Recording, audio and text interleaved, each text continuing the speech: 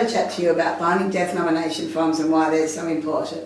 Attached to this video is the email explaining a lot of the binding death nomination forms, but we also, in our October newsletter, had our scary story, and hopefully that did actually scare a couple of you. You're probably not aware, but probably 80% of you don't have eligible binding death nomination forms, and probably what some of you are not aware of, your self-managed super fund does not always, well, does never automatically form part of your estate. So we as your accountants and as your self-managed super fund specialists need to ensure that you have all your legal documents in place so that when you do pass away, that your funds are going to the people who you want them to go to, and they're not actually going to go to somebody who you are not intending that for. And you would have seen in that scary story, and it is a true scary story, very much. The gentleman died, wanted one of his children to get his super and one to get all the other assets. Unfortunately, the one who was getting all the other assets was also made the trustee of the self-managed super fund and took the lot.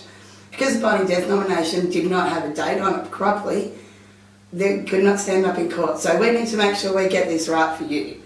So what we'd like to do is ensure that you understand your binding death nomination forms, and then we'd also like you to tell us who you'd like your beneficiaries to be. We'll go into that a little bit further, their percentages, and then we can get this form done for you. You can attend to getting it signed correctly so that it's valid, and then in the unfortunate that we all do die, your funds will actually go off to the people who you want them to go to. Alright, so down to the nitty-gritty of it all. To have a valid binding death nomination form, it must have every single thing on it correct. That is, it must be dated correctly. It must have every person's name spelled completely correctly. It must have the percentages correct. It must add up to 100%. It must be witnessed by 2 witnesses. They must be over the age of 18. They cannot be a beneficiary to the estate, and they cannot be generally part of the self-managed super fund as a member either. So you can see there's a lot of things that a court can knock out pretty quickly on a binding death nomination if we don't make them right. Okay, the other thing you need to be aware of with your binding death nominations, up until about 2007, all binding death nomination forms were lapsing. So they generally only lasted for 3 years, and then you had to get a new one done every 3 years. Most people let them lapse, didn't realise that they lapsed, and so they think they're covered, but you're not, and you haven't been covered for a number of years. The new binding death nominations, or all the binding death nomination forms that we will provide to you, are non-lapsing binding death nomination forms. That is, they can only be revoked or replaced by you making another nomination form and changing it.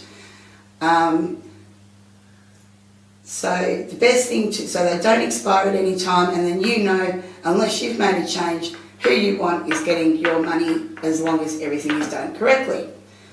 Alright, and then the main thing about it is the signing. When we are signing the binding death nomination forms, you must not have any of the beneficiaries or any related party witnessing that document, to the extent that I would even suggest that you go get a solicitor to witness the document so that you also can get a little bit of advice on the document that you're also signing. We are not giving you any legal advice on these binding death nomination forms at all. We are not lawyers, and we will refer you to a lawyer to get anything more than we can only fill in each of these places for you and make sure that it's executed correctly. Anything above and beyond that, we would have to refer you off to a lawyer. Alright, getting down to who you're going to put on the form, the beneficiaries. So generally speaking, if you're a husband and wife self-managed super fund, you would generally have you probably 100% going off to each spouse, but also you also need to unfortunately look at the fact that if you both die together.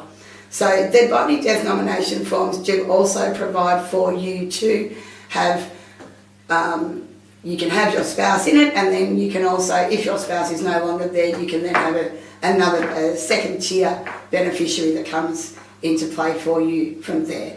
All of this we can look after for you. We just need you to instruct us as to whom you would like on the forms. As I said, the beneficiaries must add up, the percentages that you give the beneficiaries must add up to 100%. And because it is a self-managed super fund, you can only have your beneficiaries as a dependent or a non-dependent child. So it must be basically a related party, or the other one is of course the old legal representative, executor of your estate.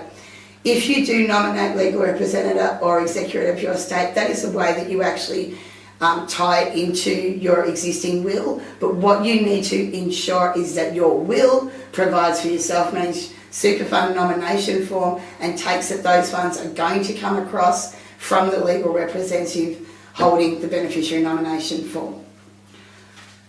Okay, you've probably got lots of questions about all of this, so you can email me at any time that you would like to. You've got our email addresses, or of course you can call as well.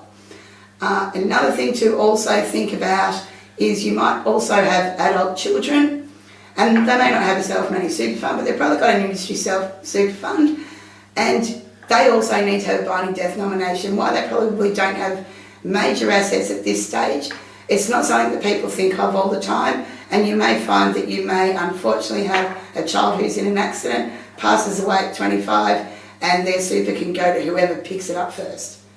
If you've got also girlfriends and boyfriends, you may find that the girlfriend makes the boyfriend the trustee to the super fund. They may nominate that person, and it is also a good idea to have this discussion with your children so that they're also aware of basically what does happen and how to plan for their lives.